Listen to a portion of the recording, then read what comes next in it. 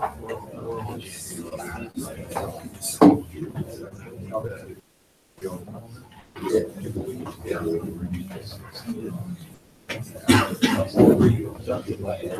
right, Shabbos, say good morning. Let's begin. Today's daf is Tes Zayin. We are beginning Tes Sova. We have actually a really beautiful Gemara today. It's always beautiful, very interesting continuation of our sugya from yesterday. Our shir this morning is dedicated by Semi and Malka Estris in the memory of their parents, Ludwig Stiefel, Yitzchak Leib, and Aaron Cohen, and Hinda Estriston in the Bas Henach Ephraim. We hope they're in the merit of our Talmud Torah, the Shamos and Aliyah, and the families in the Chama. So let's begin. Remember, we left off yesterday with a very dramatic discussion about the mechanics of Lav Hanitak La'aseh. We're in the middle of discussing this concept, and again, we're going to go further into it today about a prohibition that is remedied by a positive commandment. Now, we'll say, so this began with the discussion of Rabbi Yochanan's statement in the beginning of the daf, and then we really got to the kishkas of this, which is when we say that there's a Lav Hanitak La'aseh, so let's say again, I steal something, there is a positive commandment to remedy that prohibition. The Hishav is actually to return the lost object. The shaila is, at the moment that I steal, have I been in violation of the law? So apparently the Gemara suggests over here that Lamaisa, again, that is a machlokes between Rabbi Yochanan and Reish Lakish. Reish Lakish says, Kaimo velo kaimo. Reish Lakish says, ultimately, again, and Rabbi Yochanan, says, what was the Lashon? Bitlo velo bitlo. So what's Rabbi Yochanan's model? You are only in violation of the lo saseh once you violate the aseh. That's bitlo velo bitlo. Only once I negate the ability to fulfill the aseh am I in violation of the lo saseh. According to Reish Lakish, no, I'm in violation of the lo saseh as soon as I steal. I have the ability to remedy that prohibition. How? By returning the lost object. So we'll say this is the machlokes bitlo velo bitlo, kaimo velo kaimo. So Rabbi Yochanan bitlo velo bitlo. I'm only in violation of the lo saseh if I negate the ability to fulfill the positive commandment. Kaimo velo kaimo, according to Reish Lakish, I am in violation of the lo saseh so long as what? So long as I have not fulfilled the positive commandment. So says the Gemara, what are they arguing about? Basra Safek Hamifliki. The argument will say about the concept of Hasra Safek. We'll define this in just a moment. Marsav Hasras, I'm on Tesvav Amid Beis 2, 4, 6, 7 lines up from the bottom. Marsav Hasra Safek Shma Asra, Umarsav Hasra Safek Lo Shma Asra. So both say the Machlokis is about Hasra Safek. Look at Rashi for just a moment. It's in the first wide line of Rashi. The Yochanan Savar Hasra Safek Shma Asra. Ba'af Agav the Cholos Aseh Shanita LaAseh LeDvar of Hasra Safeki. Shari Kisha over Alalav Tzarch LaHasra. So we'll say, remember again, in order to be in violation of anything, you need Hasra. So what happens? According to Rabbi Yochanan, if I violate a lo saseh, anitak laseh, I steal something, and they didn't give me hasra. They give me warning. Silber, if you steal this object, you will be chayiv. And they tell me I'm going to chayiv to whatever it is, the Makkos. I would say that's hasra safek. Why is it hasra safek? Because in Rabbi Yochanan's model, when do I violate the lo saseh? Only when I negate the ability to perform the aseh. In which case, Rabbi say when they warn me, that is a doubtful warning. Why? Because I may negate the aseh. I may not negate the aseh. Yet Rabbi Yochanan holds that hasras safek is shma hasra. On the flip side, Reish Lakish holds hasra safek is lo shma hasra. And therefore, I will say that's why again Reish Lakish has to say kaimo velo kaimo. Reish Lakish has to say that the moment I violate the lav, I have what? I'm in violation. The only difference is I have the ability to remedy that violation through the performance of the positive commandment. But at the moment, ultimately, again, that I violate the law, I am in violation. Because otherwise, it's Hasra Safek. And Rish Lakish shows Hasra Safek Lo Shma Hasra. The Gemara says, I both go according to their reasoning. The Itmar, Shvua Shochel, Kikar Zehayom. Person makes a Shvua. What's the Shvua? So I swear that I'm going to eat this loaf of bread today. What happens? And the day passes by and I don't eat the loaf of bread. So what's the halacha? Rabbi Yochanan and Reish Lakish both agree that I do not get malchus. Why not? Rabbi Yochanan Omer in the say last line test love on the days. Rabbi Yochanan says I don't get malchus. Why? Top of test zayin mishum tavi lav shein b'maisa. So Rabbi Yochanan says I don't get malchus. Why? Because Rabbi say this is a lav shein b'maisa, which means what? It is a prohibition that has no action. Meaning, if I swear I'm going to go and eat a loaf of bread, and I don't eat the loaf of bread, then what? How have I violated this shvur? Rabosai? How? I've been passive. That's called a lav she'in bo ma'isa, a prohibition violated through passivity. Rabbi Yochanan holds you do not get malchus for a lav she'in bo ma'isa, as we'll discuss. Lav she'in bo ma'isa in lokin alav, and any lav that has no associated ma'isa, you don't get malchus. Reish Lakish omer ein lokin. Reish Lakish says, I don't get malchus. Why? Mishum dahavi hasra safek. Because I will say this is a hasra safek. Why is it hasra safek? Because at the moment I take the shvua, the Eidim say to me, if you violate the shvur, you will get malchus. But I will say I have the entire day in which to go ahead and consume the loaf. So because of I have the entire day to be able to eat the loaf, I will say, so in this case, hasra safek is a little bit different. Hasra, not only hasra has to go ahead, there has to be an element of immediacy by Asra. The Asra, the warning, must immediately precede the violation. So, for example, if I heard that Reuben is planning a trip to McDonald's today, so I can't tell him, you know what, in the morning, Reuben, if you go to McDonald's, you're in violation. You eat a cheeseburger, you're in violation of eating treif, you're going to get malchus. That doesn't work. The Hasra has to immediately precede the violation. In this case, over here as well, it's Hasra Safek. Why? Because since I have an entire day to fulfill the Shvuah, there is no immediacy. Therefore, it's Hasra Safek. And both Rabbi Yochanan and Reish Lakish align themselves with position Rabbi. So both say the important part to remember in all of this is the fundamental machlokes between Rabbi Yochanan and Reish Lakish is in the mechanics of lav hanitak la'aseh. If you have a prohibition which is remedied through the performance of a positive commandment, the interesting shayla is at what point in time are you in violation of the lo saseh, of the prohibition? So in Rabbi Yochanan's model, you are only in violation of the lo saseh when? Once you negate the ability to perform the positive commandment which remedies the prohibition. According to Reish Lakish, when are you in violation of the lo saseh? The moment you violate the lo saseh. It is just that you have the ability to remedy that violation through the performance of the positive commandment. That is the fundamental machlokes that we're dealing with over here, and that's going to come out over and over again. And I will say both Rabbi Yochanan and Reish Lakish align themselves with Rabbi Yehuda. This Sanya, below Sasir Menu Ad Boker, by no Sir Ad Boker, by HT6. So let's remember again, Torah says, Carbon Pesach, you shall not leave over anything until the morning, and anything you do leave over until the morning, you shall burn in the fire. You shall burn in the fire. So we'll say, so what do you have over here? You have a lav. Do not leave over anything. And an asay.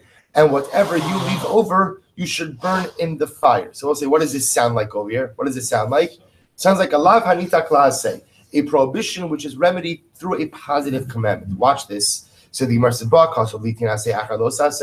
the Torah comes along to give us a positive commandment after the prohibition to teach me what? Lomar shein lokin alav. To teach me that I don't get malchus. They both say if I leave over Karban Pesach until the next morning, I don't get malchus. Why not? Because it is a lav hanitak la'aseh. Because it is a prohibition which can be remedied through the performance of a positive commandment. Divrei Rabbi Yehuda. These are the words of Rabbi Yehuda. Rabbi Yochanan. So we'll say, watch this. So this is the sheet of Rabbi Yehuda. Now both say, what did the Gemara just say? Both Rabbi Yochanan and Reish Lakish agree with this position of Rabbi Yehuda. But listen to this. We'll say such an interesting thing. They're each going to make their own diuk. So Rabbi Yochanan dayakochi. So what does Rabbi Yochanan take from this? Watch this. Taima deba kosef. The reason ultimately, again, that you don't get malchus of this is because the Torah adds on an additional asay, an additional positive commandment. Halo ba'akosef. So we'll say, had the Torah not given us, had the Torah not gone ahead and brought an additional asay, loken, you would have gotten malchus. Then what do you see from this? Alma hasra safik shma hasra. What do you see from here? You see from here that a possible hasra, in other words, I should say an equivocal hasra, you get malchus for. They was saying, how do you see that? Because you can remember, how does this hasra exactly work? You go ahead, somebody's offering up Korban Pesach, and what do? You warn them, you tell them, if you leave over anything until the morning, you're going to go ahead and get malchus. They both say there's no immediacy there, because I'm giving this warning again in the beginning of the evening. They have the entire night to go ahead and violate the Isser.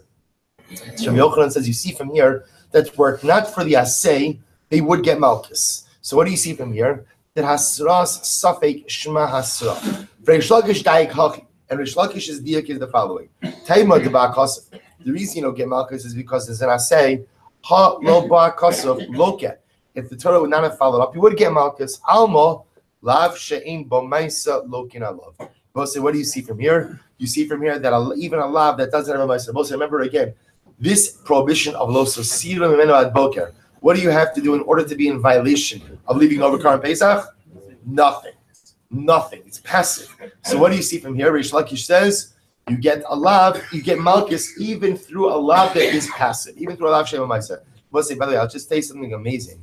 What's the Musar? So we'll say, the reason why we learn Gemara, I know you're wondering now, why am I here? Right? So I'll say the reason we do this is because everything is in Gemara, right? You learn Tanakh in Gemara, you learn Halach in Gemara, and you also learn incredible Musar in Gemara. I'll say, what's the Musar on Sugi like this? Two people can hear the same exact thing, and yet what? Take two dramatically different lessons from it. Meaning each of us process information through our own personal lens. And Rabbi Yochanan and Rish Lakish will say, you see what's happening over here. Rabbi Yochanan and Rish Lakish have their respective shitos. Rabbi Yehuda makes a statement. How do they each interpret Rabbi Yehuda? How do they each interpret Rabbi Yehuda? In a way which bolsters their own shita. They will say, when we hear things in life, we like to hear things in a way that solidifies and that bolsters things that we like to believe are true. That works out fine as long as your belief system is correct, as long as your hashkafas are correct. If your hashkafas are incorrect, if your belief system is flawed, then by definition, unfortunately, you end up reinforcing erroneous beliefs and erroneous hashkafas over and over and over. But we'll say, but lemaisa, again, that's how we're programmed. We hear things, we see things, we ingest information in a way that ultimately fits into our already established cognitive categories. Incredible Musar. So Gemara goes weiter. Anyway, Rish Lakish, so Gemara goes weiter. So look at Rish Shimon Lakish Nami Havad Asra Safek. So we'll say, but what is Rish? So remember again. So Rish Lakish holds that Asra Safek is Lo Shma Asra, but this is a case of Asra Safek. So and yet again, what do you see? You do get Makkos. So why doesn't Rish Lakish say based on this that Asra Safek is Shma Asra as well? Who's Silber like Idach Tana? He holds like another position of Rabbi Yehuda. We'll say, what's the other position? The Sanyo. He goes there because of it. He goes there. We'll say, let's say if I go ahead, I hit Ruvain, and then right afterwards I go ahead and I hit Shimon. So we'll say, actually, the Rashi interprets it differently. Look at Rashi. He goes there. Misha Girish es Ishto, Benises, V'yolda Safek Ben Testerishon, Safek Ben Zayin La'achron. He goes there, v'chazav he goes there. So we don't have to get into the details of Rashi's case right now. We'll say the idea over here is I hit this one and then I go ahead and I hit this one. Kilo zeh, v'chazav kilo zeh. Or I go ahead and I curse this one and I go ahead and curse another one. Hika shnei b'vasachos. Oh, kilo shnei b'vasachos. Chayiv. Right? So what does the Gemara say? Or I go ahead and I hit two people at once. Or I curse two people at once. I'm chayiv. We'll find just one. Rabbi Yehuda Omer b'vasachos chayiv. So listen to this. So the Tanakhama, the first opinion seems to say that one hasura could cover a number of consecutive actions. So let's say again, I'm about to hit Reuven, and what happens? I end up hitting Reuven and Shimon. So Tanakhama says I'm going to be chayav for both of those acts. One hasura could cover both of these things. So yet, interestingly enough, Rabbi Yehuda holds that no, that the only time you be chayav for striking two people or for killing two people is what? Is if you did it together. So the idea over here is, why? Because again, to do it one after the other will be asra safek. Only if you do it together is it one asra. So Rish Lakish holds that asra safek is lo shma asra, holds like this other opinion of Rabbi Yehuda. I have Rabbi Yochanan Nami Havade Lashem Lomaisa. But 1 second. What does Rabbi Yochanan do with the fact that the lav of lo sosiru, of not leaving over until the morning, that is also a lav she'in bo ma'isa, and yet what we see that a lav she'in bo ma'isa, you do get malchus. Who server l'kiyoha the amrav idi bar avin. So Rabbi Yochanan holds like the other opinion of Rabbi Idi bar avin. Amrav Amram. Amrav Yitzchak, so the Gemara says, because what happened? I'm sorry. Server l'kiyoha the amrav idi bar avin. Amrav Amrav Yitzchak, Amrav Yochanan, Rabbi Yehuda or Mishum, Rabbi Yosef Levi. So we'll say fine. So stop over here for just a moment. So Rabbi Yehuda, therefore, Rabbi Yochanan holds like the other opinion of Rabbi Idi bar avin. Fine. Amrav Yisrael. So we'll say, so all we've done right now is we've just solidified our machlokes in Rabbi Yochanan and Rish Lakish. We've now understood again what the fundamental underpinning of that machlokes is, and we now also understand that their respective opinions are both gleaned, interestingly enough, from the same source, which is Rabbi Yehuda's shita by lo sosiru. Okay. So now, I'm Rabbi Yitzchak, I'm Rabbi Yochanan. Rabbi Yehuda Omer Mishum, Rabbi Yossi Aglili, Kol Osa Seish Torah, Lav Sheish B'Maisa, Lo Kin Alav, Lav She'en B'Maisa, Ein Lo Kin Alav. So let's listen to this. Now we come with a general statement. Any lo sase in the Torah, we'll say any prohibition in the Torah, if it is a lav she'en b'maisa, if it is a prohibition which does not have a maisa, it's a passive prohibition, then what? In lo kin alav. You do not get malchus. Right? Now, the Gemara is espousing this now as principle. Any lav she'en b'maisa, you don't get malchus. This obviously contradicts what Reish Lakish said before, but apparently we're not holding like Reish Lakish. Chutz, with exceptions. What are the exceptions? Chutz, min anishba, umeimar, bahamakala es chaveiro b'shem. Most with the exceptions of one who swears, so we'll say swearing falsely, right? Swearing falsely by definition is a lav she'en b'maisa, yet you will get malchus on it. Meimar, we'll say, means the act of switching or swapping carbonic animals, which also again is a lav she'en b'maisa. Makala, cursing, cursing your friend with the Shem Hashem. So we'll say, so all of these are situations where it's a lav she'en b'maisa, yet you will still get malchus. Which the Gemara says, 1 second, Kasha to Rabbi Huda. We'll say, but this poses a contradiction to Rabbi Huda. So the Gemara says, either Reish Lakish, Trei Tanaya Liba Rabbi Huda. So we'll say, so remember again, Rabbi Huda seemed to say that you don't get malchus for a lav she'en b'maisa. So this is the kasha Rabbi Huda. So how do we answer up the kasha? So according to Reish Lakish, you'll see Trei Tanaya Liba Rabbi Huda. It must be that there are two Tanai. We'll say there are two different Tanaic opinions in the position of Rabbi Yehuda, either Rabbi Yochanan lo kasha, hadidei, hadrabe, or we'll say the other possibilities. According to Rabbi Yochanan, one is the shita of Rabbi Yehuda himself, one is the shita of his Rabbi. We'll say if you look directly across to the right in Rashi, hadidei, hadrabe, the Rabbi Yehuda, lav she'en b'maisa lo kin alav. We'll say according to Rabbi Yehuda himself, you do not get malchus for lav she'en b'maisa. The hadis sanya, according to Rabbi Yehuda, lav she'en b'maisa lo kin alav. You do get malchus. When we say that you don't get malchus for lav she'en b'maisa, that was the view of his Rabbi Yossi Aglili. It's not Hassan. Hanotel imal. Also another interesting case. A person goes ahead and violates a prohibition. He goes ahead and he takes the chicks from the nest, the eggs from the nest, without sending away the mother. Right? So he takes the eggs without sending away the mother. What's the halacha? Rabbi Yehuda Omer lo keveina mishalach. Rabbi Yehuda says you get malchus, and there is no subsequent obligation to send away the mother bird. Look at Rashi. It's right across in Rashi, right to the right. Lo keveina mishalach kasavar shalach mei karamashra. Rabbi Yehuda's sheet is about side that the obligation to send away the mother bird exists from the beginning. Mashra lo sikach ha'im ela shalchena kodem lekicha. Send away the mother before you take the chicks. Ba'af agav diksiv basar lo sikach lav lememer dim lakach v'shalach v'nehavi lashinitach lasei elav shekanu asir. Both say so. Rabbi Yehuda holds that the only time there's an obligation to send away the mother bird is if you send away the mother before taking the eggs. But if you already took the eggs without sending away the mother, then what? There is no subsequent obligation to send away the mother. Rather, again, you get your malchus. You get malchus. The Chacham say no. Mishaleach ve'ina loke. So the Chachamim say no. You send. We'll say first wide line. Test zayin od aleph.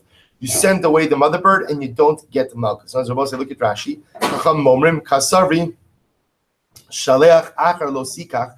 The fact that the Torah says the lashon of says lo sikach ha'im alabanim. Do not take the mother while she sits on the eggs. Shaleach tishalach esaim. Send away the mother. So the Chachamim understand. We'll say this prohibition to be what?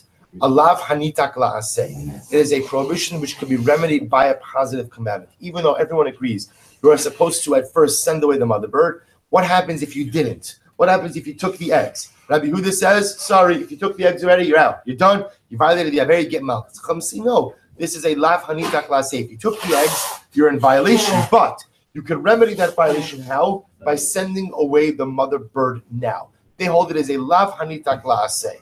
Because this is the principle. Because the Chachamim say any prohibition of Oseh which has an associated positive commandment, and by performing the positive commandment you could remedy the prohibition, you don't get malchus. So although everyone will agree that the halakha is you should proactively send away the mother bird, if you did not do so, you took the eggs, send away the mother bird. Now the Chachamim say you could go ahead and remedy the prohibition. I'm Rabbi Yochanan. Rabbi Yochanan says we only have this case of Shiluach Hakan where you could remedy the prohibition by sending away the mother bird, and one other case. So this is actually an interesting exchange. Amalei Rabbi Lazar, Heicha. So Rabbi Lazar says to Rabbi Yochanan, knew what's the other case? Amalei, L'chi Tishka. Rabbi Yochanan says to Rabbi Lazar, go find it. Go find it. You want to know the answer? Go. I'm not going to spoon feed you the information. You go find it. Nafak, Dak V'ashka. So he went out, and he found the information. What's the case? You'll say this Sanya. Ones Shegires. What I was supposed to say, we had this last couple of days. A man violates a woman. There is an obligation to go ahead and marry her. Obligation to marry her. Then what happens? So he divorces her. So he's in violation of the obligation. So remember again, the Torah says, Lo Siya Isha. He has to marry her. Now he divorces her. Imisra. So what does he do now? Imisra Machzir Ve'ena Loka. So if he's a Yisrael, then what? If he's a Yisrael, then he remarries her. And again, by remarrying her, he also avoids Makkos. Why? Because there's a prohibition of Lo Yuchal L'Shachal Kol Yamav. You can't go ahead and divorce her all your days. He can remedy that love how? By remarrying her. So Misrael Machzir Ve'ena Loka. Then Kohen, and if he's a Kohen, Loka Ve'ena Machzir. Ultimately, what we'll say, if he's a Kohen, he can't remarry her because again, a Kohen is not permitted to marry a divorcee, even if it's his own divorce. Therefore, again, he gets Malchus but can't remarry her. So we'll say, so this is another example of what? Of a prohibition which can be remedied through the performance of a positive commandment. He committed a prohibition, violated a law by divorcing this woman. He has the ability now to remedy it, ultimately again by remarrying her. So we'll say, now watch this. Now we're going back to the original Makkos Rabbi Yochanan and Reish Lakish about the mechanics of lav hanitak la'aseh. So hanicha lemandetani kaimo v'lo kaimo. So we'll say this makes sense according to the opinion, which was Reish Lakish, who says kaimo v'lo kaimo. They're both saying the mechanics ultimately again of lav hanitak la'aseh means as soon as you violate the lav, you are in violation. You have the ability to remedy that violation. How? Through the performance of the positive commandment. So a man violates a woman, marries her, divorces her. He is in violation of the commandment. He's in violation of the prohibition, If he now goes and remarries her, like the Brisa says, immediately he could save himself from Malchus. But also when it comes, but according to the opinion, which was Rabbi Yochanan, who holds that no, the only time you're in violation of the law is when you go ahead and totally eliminate the possibility for the performance of the positive commandment, then so in the case of sending away the mother bird, I understand how you can go ahead and totally negate the ability to perform the remedying aseh. But in the case of shulach hakan, how can you totally negate the ability to perform the remedying positive commandment? How Rashi points out, you kill the mother bird. If you kill the mother bird right before sending it away, then by definition you preclude yourself from the possibility of remedying the positive commandment. That would be able to say the case of bitlo v'lo bitlo. However, ela ones bitlo v'lo bitlo heich mishkacha. But I will say in the case ultimately again of where a man went ahead and violated a woman, then married her, now divorced her. So he's in violation of the lo saseh. He has a remedying positive commandment to remarrying her.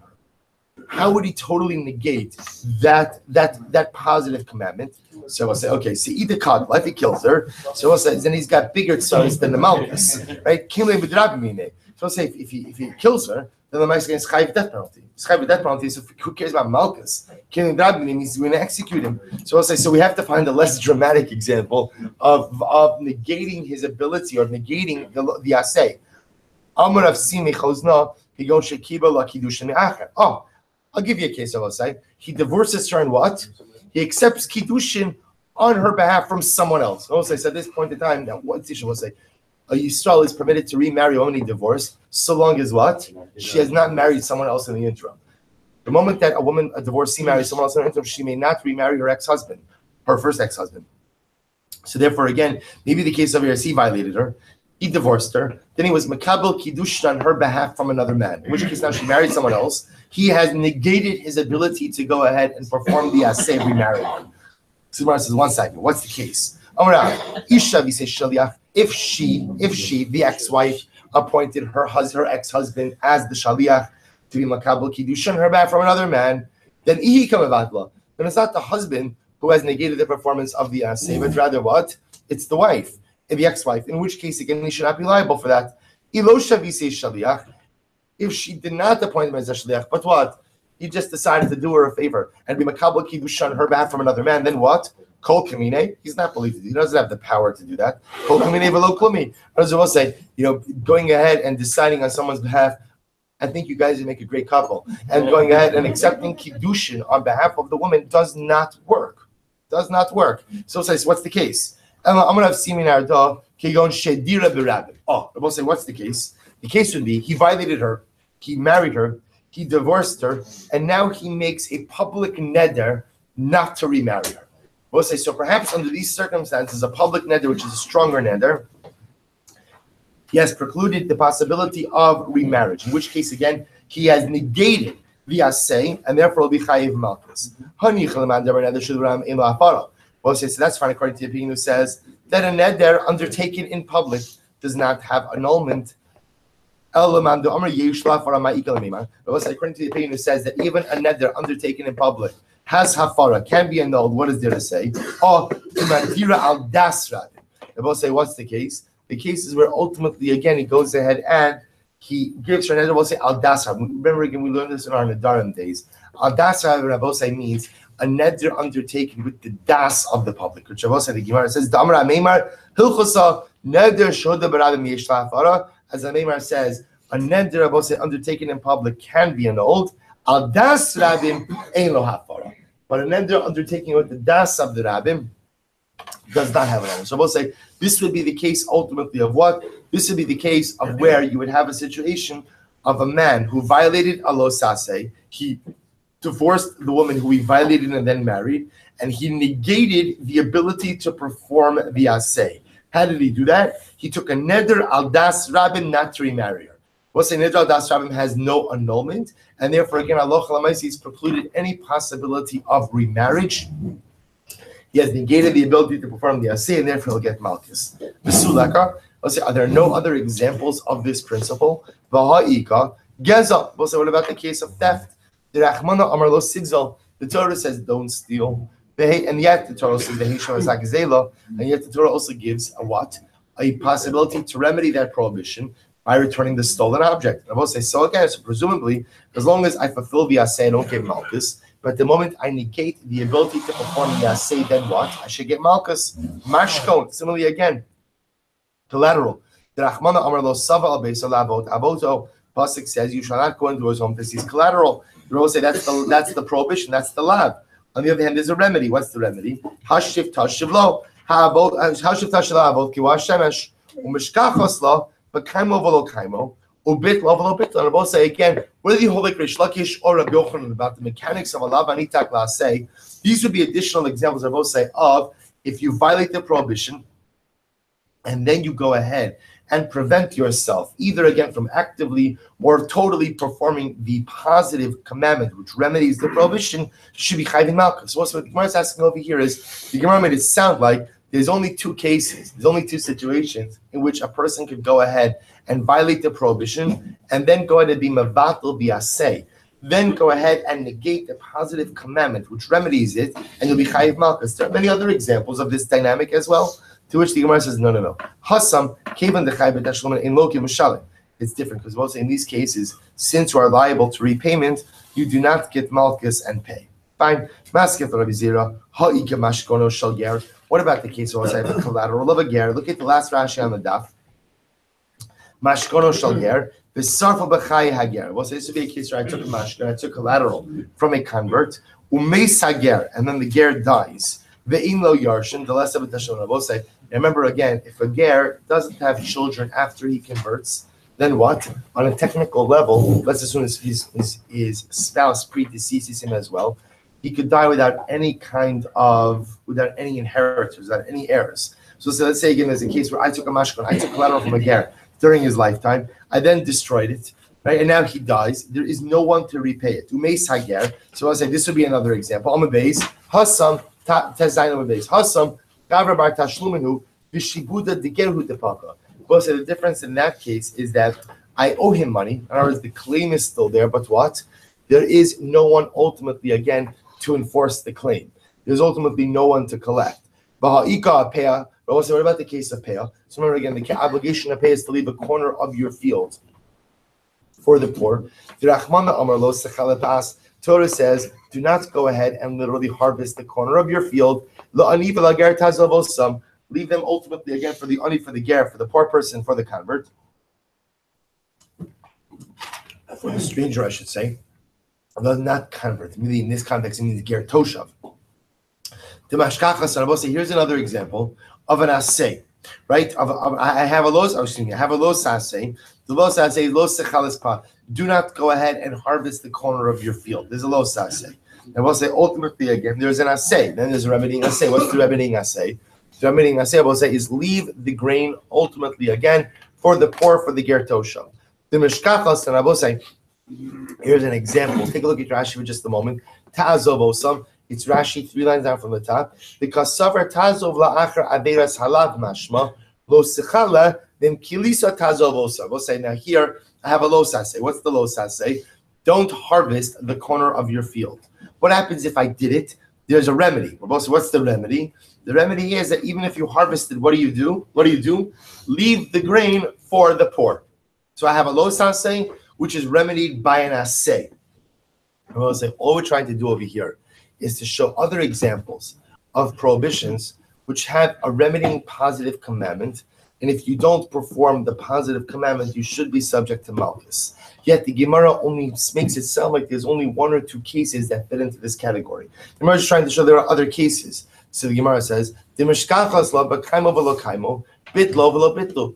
however you understand the mechanics of alav hanitak la'aseh, according to Rabbi Yochanan or Reish Lakish, kaimo below kaimo, which means that ultimately, again, I violate the lo saseh until I perform the aseh, or bitlo below bitlo, which means I'm only in violation of the lo saseh if I negate the ability to perform the aseh. Also, however you understand the mechanics of alav hanitak la'aseh, this case works. This non mitzvah peah. Listen to what I say. What is the mitzvah peah? Lahafish min hakama. The mitzvah peah is to leave standing grain. The goal over here is you leave a corner of standing grain for the poor. Lo hifish min hakama. We'll say, what happens if I harvested my whole field? Harvested the whole field. I didn't leave a corner. So what do? Mafresh min ha'omer. It's okay. You go ahead and you separate out the peah amount from the sheaves of wheat. Lo hifish min ha'omer. The piles, I should say. The sheaves. Lo hifresh min ha'omer. If I did not go ahead and separate out from the sheaves, mafresh min ha'kri. I separate out from the pile. I will say the idea over here is that although ideally I'm supposed to leave a corner of the field, if I harvested the field in its entirety, I nevertheless still leave peah from the grain. Lo minakri. Excuse me, mirach merchu. So we'll say up until the point where I go ahead and I sift it, I go ahead and I separate out peah. However, merchu ma'aser v'noselo. We'll say once I get to the point, ultimately again, where the produce becomes subject to meiser, then ma'aser, then I have to take meiser first. But we'll say, as you're going to see, you still give the peah afterwards. To v'noselo. So we'll say, look at Rashi for just a moment. Merchu v'neschayiv b'meiser ma'aser tchila sakri. So we'll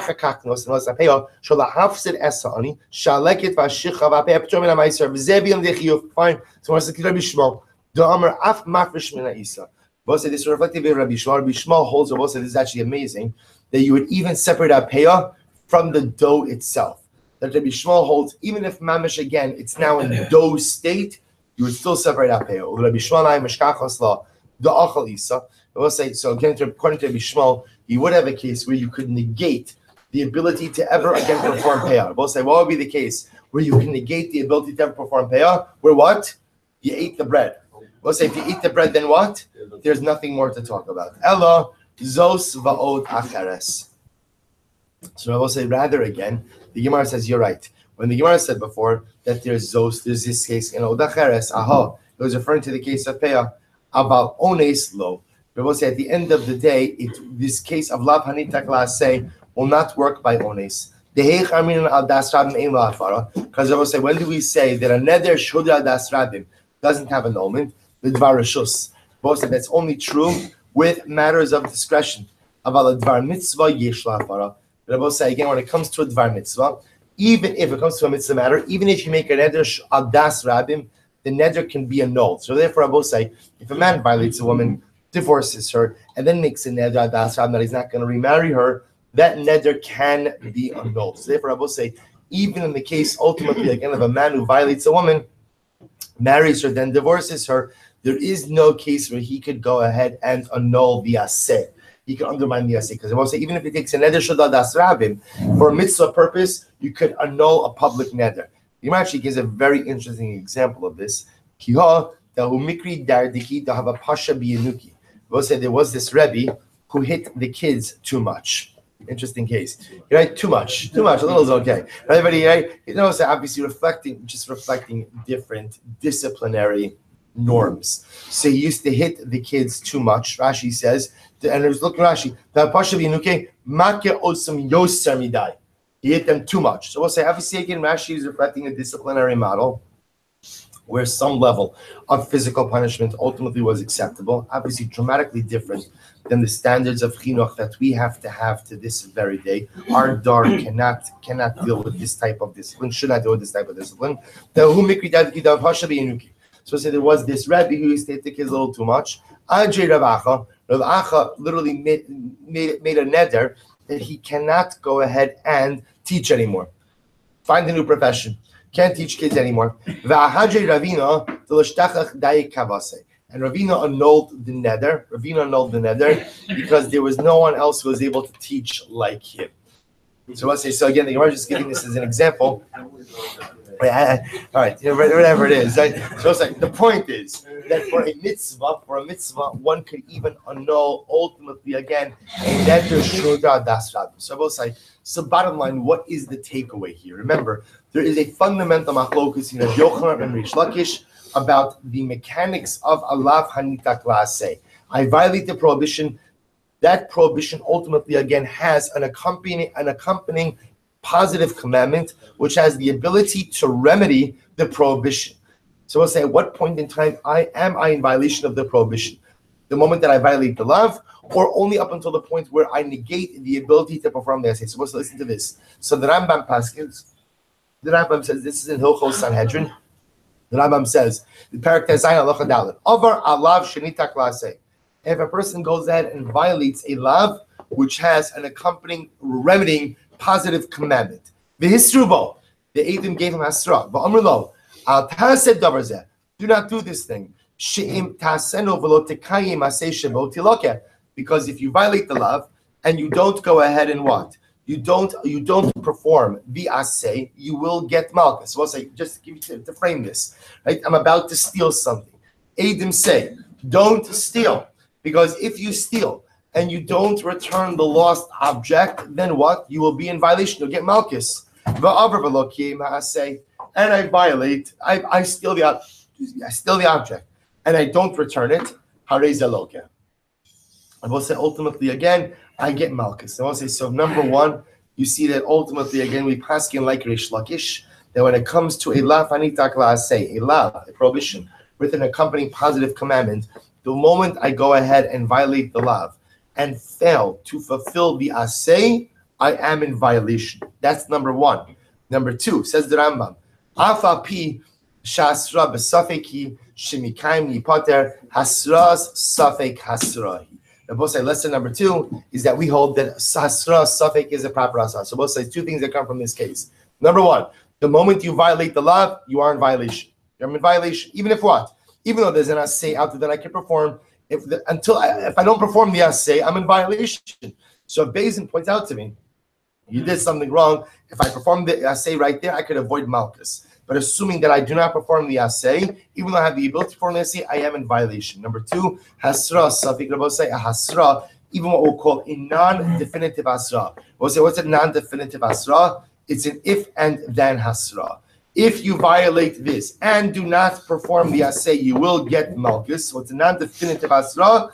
The Rambam paskins, it is still a proper asra. So we'll say bottom line is we paskin like Rish Lakish on both accounts. Incredible idea. Fine. So the Gemara says the following. I'm sorry. We paskin like Rish Lakish in terms of the mechanics of Allah Fanita Klaseh. We paskin like Rabbi Yochanan about hasra safik shma hasra. Good. The Gemara goes like that. We'll say, it's the next case in the Mishnah. Ha'ochel nevelos atreifos shkatzam v'ramos. We'll say again. Person goes ahead and eats the velas atrefus, unkosher, or I should say animals that died without proper shechita, or shkatzim v'ramasim, or creepy crawly things, one gets malchus. So I will say, we're going to get into now the topic of consumption of shkatzim v'ramasim, creepy crawly things. I will say now again, there are 7 different violations, 7 different prohibitions, I should say, 7 lavim associated with eating creepy crawly things. Different prohibitions apply to different types of insects, and some will apply, as we'll see, to insects or creepy crawly things that fly. Some apply to water creatures, some apply to land creatures, but there's 7 prohibitions which govern ultimately, again, this particular topic. Says the Gemara, Amar Rabbi Yehuda, Hayman do'achal binsa de bekarba. Was a person who eats binsa de bekarba, which Rashi says, Tolas haninsa bikruv, a worm, an insect that is found in cabbage. That is found in cabbage. We'll say it's an incredible yisod. This gets into the whole discussion about checking vegetables. You know, checking vegetables, I will say, is not a chumrah. Checking vegetables is a halacha. I was saying it's incredible. You see, sometimes a person goes ahead and violates an aveira because they have a taiva. I will say to go ahead and violate 7 aveiros for eating a piece of lettuce is pashut not worth it. Pashut not worth it, right? You can violate 1 aveira for a cheeseburger, right? I'm saying like the ROI on that, right? Like your return on investment for going ahead and eating an unchecked piece of lettuce is mamish not worth it. It's better to skip the salad altogether. So the idea here is man do'achal beinsa de karba. Person goes in and eats a piece of cabbage, right? Eats the worm in the cabbage. Malkinoma, you get malchus for it. Mishum sheretz hasharetz ala aretz. Now we'll say, now as we're going to see, you actually get more than 1 set of malchus, but the idea over here is you are violating the general category of creepy, crawly things on the earth. Sheretz on land shratzim. Hahu da'achal beinsa de karba. Hahu da'achal beinsa de karba. There was once a man who ate the worm inside of the cabbage. V'nagdi Rabbi Yehuda flogged him. I just want to say, the Gemara is just saying, by the way, not just theoretical, we actually administer malchus someone who does this. Rabbi, achal putisa. What happens if someone eats putisa? Rashi says, bala sheretz hanai. It's some type of sheretz that lives in the water. Loke arba. I will say you get 4 sets of malchus. In other words, if you go ahead and you consume water shratzim, then you are in violation of 4 different lavim. Loke arba. Nimala, if you eat an ant, loke chamesh. You go in and you get 5 malchus. Mishum sharetz hasharetz ala aretz. Also, ultimately, again, you get the 5 associated malchus, 5, because you have violated the 5 prohibitions associated with things that crawl and that creep on the ground. Sira, if you eat a hornet, loke sheish. Mishum sharetz. If you go ahead and you violate 5 basic prohibitions plus 1 additional prohibition for flying creatures. So now with the Gemara's Amar Bachai Hamashas Nekavav, if a person also has to go to the bathroom and holds themselves back, restrain themselves going to the bathroom, over Mishum Lo Tishaktu. We'll say a person goes in and violates the prohibition of Lo Tishaktu, not making yourself disgusting. Was actually halacha. We don't have time for it now, but they're actually Shmuel Paskins. This is in Arachayim. It appears actually a couple of times in Shulchan Aruch. The real discussion is in Hilchos Kriyas Shema, but already in the beginning, this is in Siman Gimel Sif Yud Zayin. Somebody has to go to the bathroom and restrains themselves over Mishum Bal Teshaktu. Ultimately, again, is in violation of Bal Teshaktu. Bal Teshaktu means the prohibition of engaging in disgusting practices, making yourself abominable. So the idea is a person has to excrete waste and holds it in, so that's Bal Teshaktu. How that halacha requires a bit of qualification, but that's basic halacha. I'm Rabbi Hayman deshasi bekarna du'umna ka'ar mishum b'lo teshaktu. But say similarly again, if a person goes ahead and drinks out of a bloodletter's tube, most of these ideas they would do bloodletting and they would collect the blood in some type of receptacle. If you drink out of that receptacle, that's just downright disgusting, and that's over mishum b'al teshaktu. And I will say the idea is there are certain disgusting things that if you do them, you are in violation of the law. Amar Rava bar Avuna, Risek Tisha Nemalim, Behevi Echad Chai, Beshimon Lekizais Lo Kivav. We'll say if a person took 9 ants, mashed them up together, and then took 1 complete ant, right, and ultimately all of us combined to a kizayis, you get 6 sets of malchus.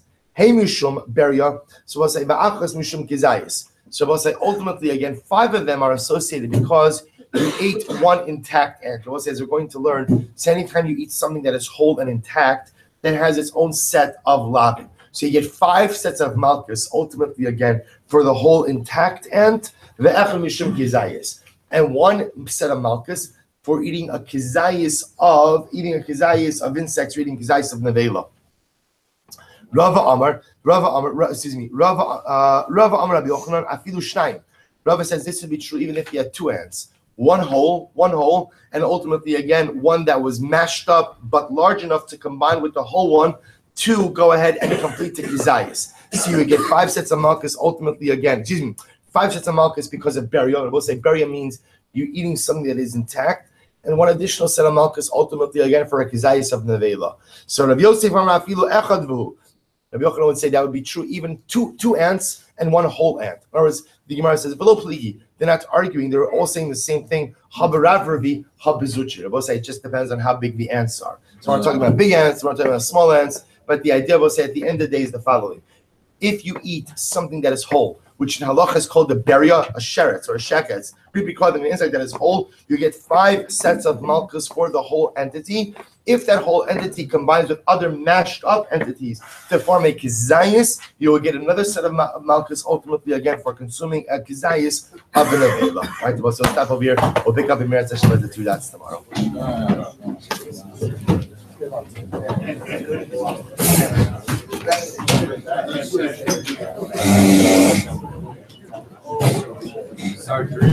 Shiksa on short.